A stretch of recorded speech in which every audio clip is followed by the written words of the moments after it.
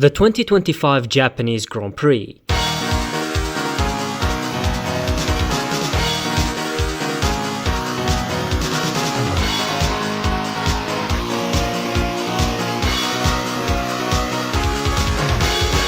Japan, one of the most beautiful locations on Earth, housing one of the greatest motorsport circuits in the world, Suzuka.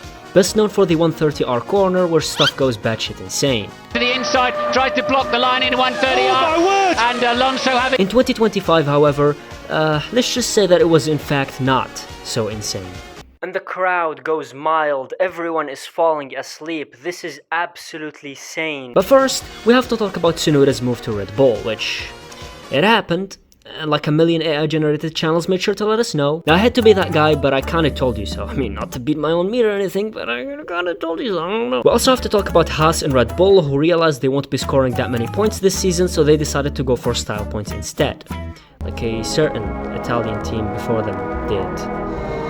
Oh man. And honestly, they go hard as fuck. You better forget the Drivers' Championship, guys, because the Aura Championship is gonna go ballistic. I mean, even Steak joined in with their meat livery. I mean, to be honest, knowing Red Bull, I was half expecting the livery to be an April Fool's joke after they were edging us for what felt like 90 years, but it's actually here. Oh, and the racing suits are gas too. We love special liveries. Now, ladies and gentlemen, back to our scheduled programming, starting with FP1, where Tsunoda got to drive the raging bastard 21 for the first time. Norris went off, a bunch of other people went off, and Max Verstappen locked up. The session concluded with Norris P1, Russell and the Ferraris cooking, Tsunoda being only a tenth of his teammate, and Hirakawa taking Gudwin's Alpine.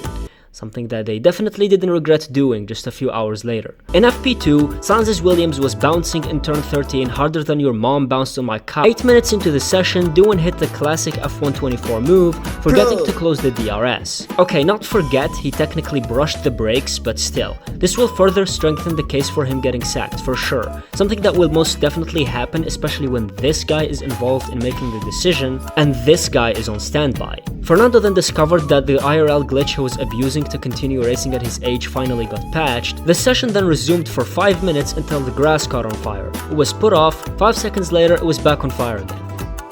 And that saw the session ending with more red flags than a Hello Kitty girl and a bunch of lap times that are totally representative and definitely didn't make people lose their minds over how racist balls are faster than the main team. In FP3, Alpine's mechanics somehow managed to stitch this scrap back together, a bunch of people went a little off track, Carlos Sainz went really off track, George Russell was smoking crazy Zaza and almost beat Norris, the Tifosi were smoking crazy copium for a little while, and Gabriel Bortoleto got jump scared by a trackside creature. Hey, something. Oh! You okay, mate? Are you okay? I saved it. The track then decided it had seen enough and spontaneously caught on fire for the 700th time, ending the session with a more or less bog standard order. In Q1, McLaren were still easily the quickest and Hadjar was having issues with his seatbelt, so his mechanic offered to help by giving him some crazy action, and apparently the post-nut clarity helped because he was somehow able to squeeze through, and so did Lawson by the skin of his teeth. Stroll, after fooling some people into making this propaganda since he stayed out of trouble for 2 races, went grass mowing and qualified last. In Q2, Verstappen went out first and actually set a pretty good lap time, then oh my god. After that was sorted, Albon managed to get into Q3 for the 3rd week running, and Behrman impressively did the same in a Haas, out-qualifying the far more experienced Ocon, who only managed 18th. Tsunoda sadly got cooked after he was looking good the entire weekend, and to make matters worse, Liam Lawson of all people was the one starting ahead of him. Sainz, who was completely zonked out of his mind after getting beaten by his teammate again, blocked Hamilton and got himself a 3-place grid penalty. But screw all that, because it's time for Q3, where Russell, who was a prime contender up to this point, made a mistake that ended his chances. Piastri then set a monster banker lap that almost saw him get pole, if not for Norris, who was able to slightly improve. And you didn't think I was gonna pass up an opportunity to glaze my goat Max Verstappen, did you? I mean, he wrestled the restarted Booty 21 to take pole position and set an all-time track record against all odds that has got to be one of the greatest qualifying laps ever. I mean, just slide it in already. In all seriousness, if he can keep this up, he might even get promoted to V-Carb one day. The track was a bit damp, as some light rain had fallen, but unfortunately none was forecast for the race itself. And then it was lights out and...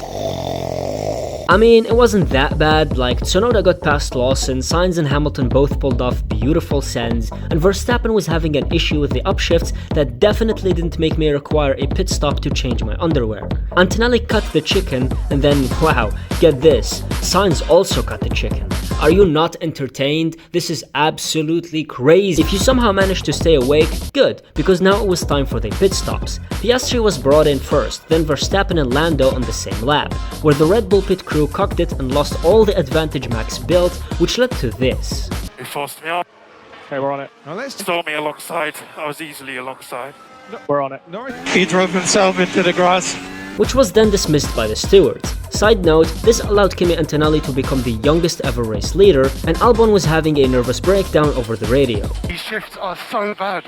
What have we done to them? It's been at the start, it's been now.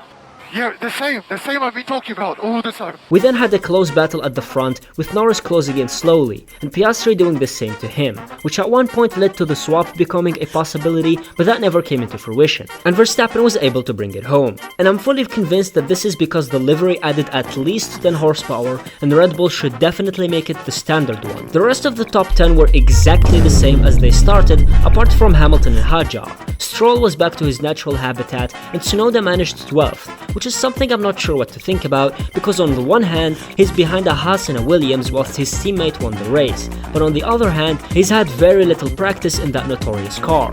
Lawson finished 17th, albeit with a classic V-carb disaster class of a strategy, and holy shit guys, Ferrari actually finished their race like a normal team. No K1 button, no water, and most importantly, they finally overtook Williams in the Constructors' Championship. But now click on the video on screen to see my other recaps. I mean, I'm not supposed to give my opinion, but they're pretty good, man.